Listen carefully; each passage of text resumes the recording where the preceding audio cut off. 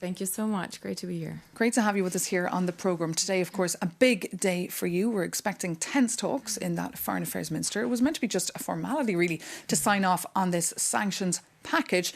What about this blockage, though, coming from Hungary and Slovakia? Well, I think it's a shame how they behave. I mean, every delay that we have in the adoption of a sanctions package is a failure for Europe. We need to increase the support for Ukraine. We need to increase the pressure on Russia, hence the sanctions. And I expect them to behave like Europeans today, but I'm not sure.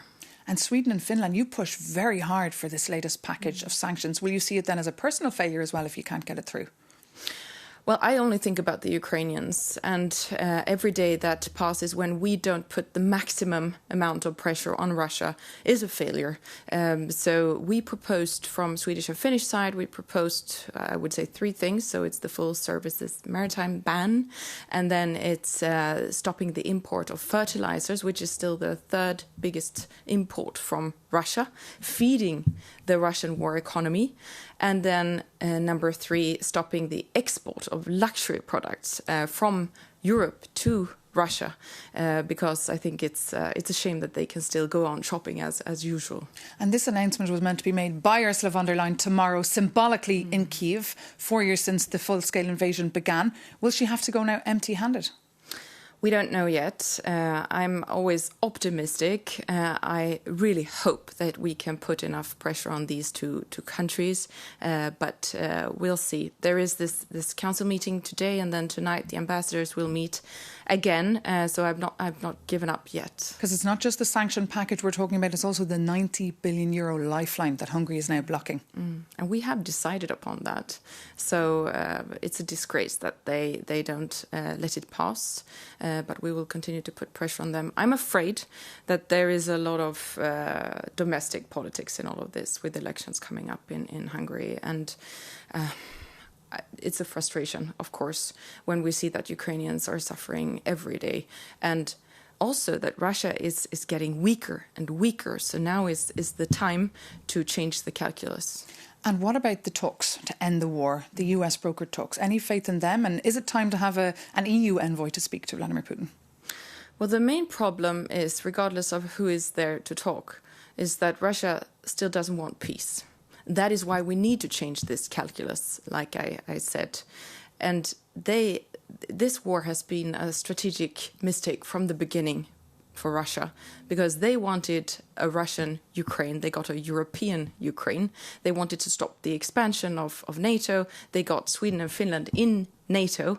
They have lost allies. They have lost influence. They have lost over 1 million lives. So we still need to put more pressure on them, because they are weakening, and that is the only way to have them interested in serious talks about peace. And what about EU membership for Ukraine? Would you support this by 2027?